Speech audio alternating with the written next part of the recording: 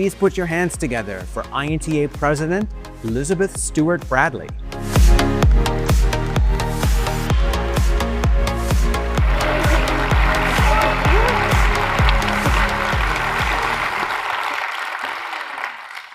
Greetings and the warmest welcome to each of you.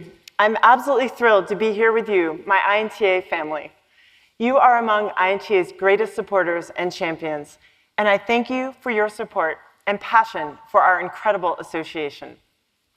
Johann Goethe said, "We must always change, renew, rejuvenate ourselves, otherwise we harden." We are living in complex, even turbulent times, which can be overwhelming. It is very reassuring and inspiring that we can come together, connect, feel the positive energy from events like this, and look forward to the future with optimism. INTA and IP professionals are facing significant challenges, including a rapidly evolving legal and business landscape, complex geopolitics, budgetary pressures, and anti-IP sentiment. But we are resilient, and there are also significant opportunities: dramatically advancing technology, rapid and meaningful innovation, and an increasingly connected global marketplace. Given these dynamics, the idea that change, renewal, and rejuvenation are necessary for survival clearly continues to hold true over 200 years since Goethe wrote those earlier words. This certainly applies to INTA and to our community. We must evolve to survive. And we don't simply want to survive, we want to thrive. Before I go further, let me say this.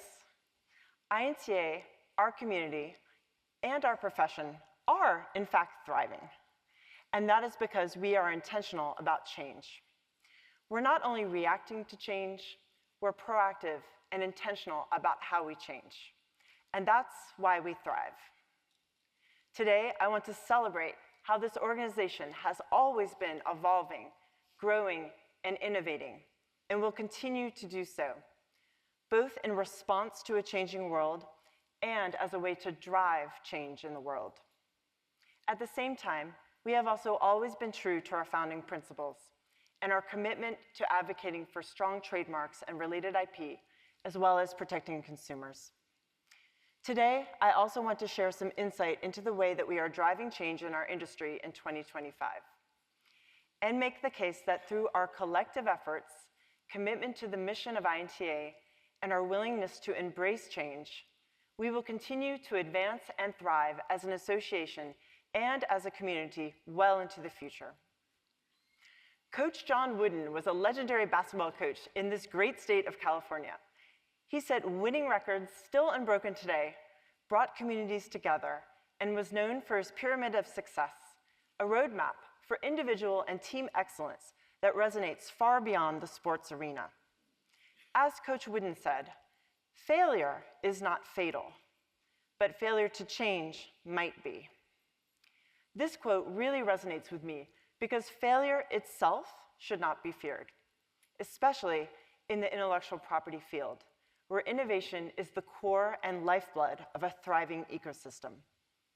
Fail forward, fail quickly, take risks, be bold. Failure to change, though, is entirely different. In other words, we must keep changing. So please join me as we take a look at some of INTA's milestones from the past 147 years. I'm sharing these achievements to showcase why this association is thriving, because of how we have evolved in 3 ways: by expanding our geographic scope, by expanding our substantive scope, and by expanding the view of what membership and leadership could and should be. Our association was founded by a group of 17 merchants and manufacturers in New York in 1878. We were known then as the United States Trademark Association, or USTA. Our first task was to advocate for the U.S. Trademark Act of 1881, after the U.S. Supreme Court declared the Trademark Act of 1870 unconstitutional. Within just a few years, we were already working internationally. In 1900, we won the Grand Prix at the Paris Exposition Universelle for our collection of journals and periodicals. In 1908, the USTA became a business corporation under New York state law. This gave the association broad powers to act for the protection of trademarks, both in the United States and in foreign countries, and to encourage the making of treaties and international agreements with relations to trademarks. In the same year, Ecuador asked the association to propose a trademark law for them. This became the model for other South American trademark laws. In 1947, the association filed our first amicus brief in a case dealing with interpretation of the Lanham Act, which was passed earlier that year. We took a major step towards globalization in 1979 when we hosted a program outside of North America for the first time in London. In 1980, the USTA was accredited by WIPO and the United Nations Conference on Trade and Development, gaining the right to attend WIPO meetings and represent its membership in all trademark matters before WIPO. In the same year, the organization created our first long-range plan. It envisioned a more active leadership role for the association in the trademark community and proposed to broaden the perception and understanding of trademarks in business, government, and the media. Almost since our founding, we have been reaching IP professionals and consumers globally. So in 1993, after 115 years of being known as the USTA, we officially became the International Trademark Association, or INTA. In addition to geographic expansion, we also began appreciating the need to expand our scope beyond trademarks. The explosion of the internet in the mid-1990s led to a new form of trademark piracy, cybersquatting. In 1999, INTA's president testified before the US Congress, the House Subcommittee on Courts and Intellectual Property. She emphasized that domain names often function as trademarks, and that trademarks deserve the same protection in cyberspace received in other media.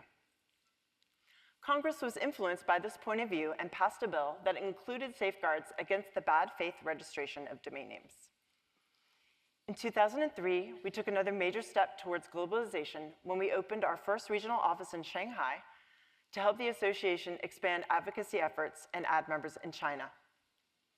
Also in 2003, INTA's annual meeting was held in Europe for the first time, in Amsterdam. 1 year later, INTA and ASIPI held their first joint conference in Buenos Aires, Argentina.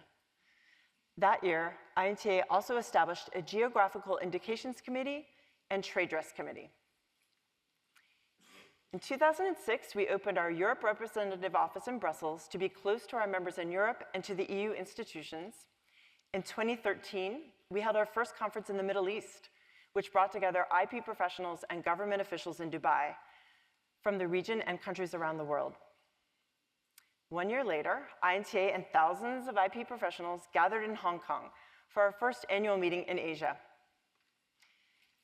At the start of the 2016-17 committee term, INTA created the Copyright Committee and Designs Committee, elevating the association's voice and influence on important copyright and design policy issues globally. Notably, when INTA drafted the 2018 to 2021 strategic plan, it included embrace, innovation, and change as one of only 3 strategic directions. In 2023, we published a comprehensive, future-forward white paper looking at IP in space. And most recently, we launched our Trade Secrets Committee in 2024. These are just a few key examples of how we've expanded both our geographic and substantive scope. There are countless more. INTA has also been a very forward-thinking, inclusive association in many ways, and often far ahead of the curve. The legal profession was, like many professions, male-dominated for many decades. As society evolved, we saw progress in terms of female legal professionals, but as we know, even today, there is still much to do. For many years, INTA has been known to have incredibly talented female members and leaders in numbers that outpace most of the legal industry. The association has an excellent track record in this regard. For example, since 2000, 14 of 25 presidents have been women.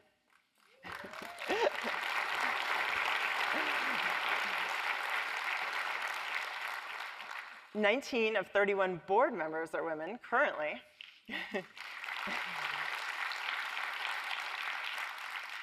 and 4 of the 6 board officers are women. Yes. In terms of the INTA staff, 10 of 19 senior managers are women. In 2020, we launched the Women's Leadership Initiative, which champions the development of strong leadership skills for all women in the IP field to empower them to advance their careers to the next level. All of this willingness to change and to be bold has enabled INTA to be more influential on a global stage, to impact and influence the IP and legal industry, and arguably society itself, and to better serve our members around the world. We've evolved intentionally, and we're thriving. I want us to continue to thrive, both as an organization and community, and on an individual level, in our day-to-day jobs and in our careers. How do we do this? Through embracing change and transformation. As Jill and Okan described, our profession is evolving. It's very rare to have a trademark-only practice these days. We're now working with complex, diversified IP portfolios, as well as adjacent areas of the law, such as marketing and advertising claims, regulatory issues, and matters relating to privacy and compliance, for example. Our scope has become so much broader, it's fair to say that we are, in fact, IP professionals. And as our legal scope is expanding to include other areas of IP and law, and our roles evolve, we now also need other non-legal skills to succeed, as Jill and Okan have just noted. For outside counsel, it's also worth noting that in-house teams are not looking only for subject matter expertise, but also expertise about the industry in which their brands operate and the competitive landscape. For example, consumer products and pharmaceutical companies expect their outside counsel to understand and advise on numerous different agency regulations that impact those industries. Thus, in many cases, both outside counsel and in-house teams must become versed in the broader ecosystem rather than specialists. Our other partners, such as brand protection companies and branding and financial valuation experts, must also have a broad understanding of the complex environment that companies are now navigating. In short, the changes in the business and legal landscapes affect all of us. This is why one of my main goals this year is to continue to evolve the IP practice to keep up with the rapidly evolving times. There's a lot of pressure on in-house members to demonstrate value and show what they're adding to their companies and practices. Many companies are expecting their employees to do more with less. This, of course, impacts our external counsel and partners too. I want to help all our members be comfortable with their expanding responsibilities and in the ever-changing, high-pressure environment that we now operate. At the end of last year, I convened a presidential task force titled Change and Transformation, exploring the evolution of in-house teams, the impact on external partners, and future opportunities for INTA. They're assessing how the roles of in-house teams have changed in the past several years, evaluating how these changes affect external partners, and they're identifying innovative ways that INTA can support its members through this change. The goal is to distill all these learnings into forward-thinking and actionable initiatives that INTA can implement to assist its members in this ever-evolving landscape. I'm incredibly excited to see what they come up with and to help implement their recommendations. INTA is uniquely positioned to help our members in these ways to navigate today's challenges and to thrive into the future. This is because our members and staff possess tremendous expertise and passion and consist of the best and brightest minds in the global IP field. It's also because INTA is a member-driven organization and thus understands the needs and priorities of our membership. And it is because INTA is a community that cares deeply about supporting our members and seeing them thrive. Dr. Martin Luther King Jr. said, "Everyone can be great because everyone can serve." It gives me great pleasure to serve in INTA. I began my legal career as a paralegal in Virginia in the early 1990s. My first attorney role was in New York City in the late 90s. At the time, the legal field was very hierarchical. There was not especially a culture of support and nurturing. It was somewhat survival of the fittest. I see people nodding. There were not many women in leadership roles at the time. The work environment and law firm culture were very demanding and very high stress. I began volunteering with INTA in 2004. I quickly realized and came to truly appreciate how at INTA I could be myself. There was an extremely supportive culture, one of collaboration and collegiality. This positive environment allowed me to focus on doing my best work, getting great experience, and devoting my energy to productive matters that help make an impact. In addition, feeling that I could help shape both IP law and policy and support INTA's mission was very inspiring and motivated me to get even more involved with INTA and committee work, which I also found deeply rewarding. I joined the famous and well-known Marks Committee, became a vice chair of a subcommittee, and from there I started getting more and more involved. My first real leadership opportunity was on the Presidential Task Force on Brands and Innovation. Seeing the tremendous intellect and passion of the task force members was so inspiring. It renewed my sense that I wanted to make a difference. I wanted to be involved in shaping the priorities and future of the organization. After 15 years of gaining experience with INTA and contributing to committee and project work and serving on the board of directors, I was asked to serve as an officer. My years of volunteering with INTA now allowed me to appreciate what that meant. And what a privilege and honor this is. I have been so thrilled to serve the association that has done so much for me and for this community. Clearly, my journey in INTA has had a huge impact on my career. I can truly say my career would not be the same without it, both in terms of effectiveness as an IP professional and career trajectory, but also in terms of happiness and fulfillment. Through INTA, I have had countless opportunities to meaningfully contribute to the advancement of IP in the profession. And of course, I am part of this amazing supportive community where I have made lifelong friends around the world. In short, thanks to INTA, I've thrived in my career. And together with fellow members and staff, I am passionate about ensuring that what makes our association so special continues well into the future. I want everyone to have the same positive experience that I've had and to feel the same fulfillment from your service with INTA. Before I turn the floor over to Etienne to talk more about our future, I would like to leave you with a closing thought. I have advocated the idea that to thrive, including on a personal level, we should embrace change and transformation. But how do we approach this? Imagine a tightrope walker gracefully balancing on a thin wire. To succeed, she must remain focused on each step she takes, fully present in the moment. Yet she must also keep her eyes on the end of the rope, envisioning reaching the ultimate goal. This is similar to how we can approach life, living in the moment while also looking to the future. It's a delicate balance. We live in a fast-paced world with demanding jobs and pressure on us at every step. It's so easy to get caught up in the whirlwind of daily tasks, responsibilities, anxieties, and always thinking of what we need to do next. Yet there is immense power in embracing the present moment.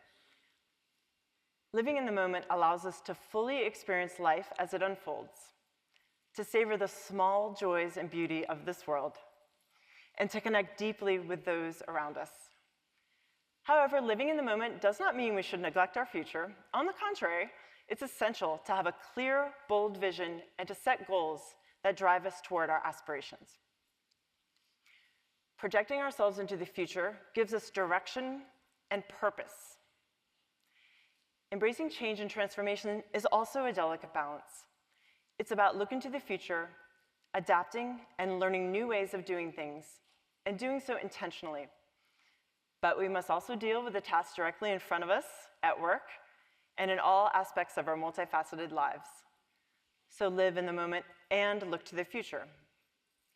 To this end, let us savor every moment we have together this week, knowing that each interaction and each new experience brings us closer to our goals. Every interaction is an opportunity to make a difference, to make a connection, to strengthen our great and special association, while looking to our future and ensuring it remains strong, even in today's challenging times. That, I would say, is the epitome of thriving through transformation. Thank you, and may you have a successful and joyful annual meeting ahead.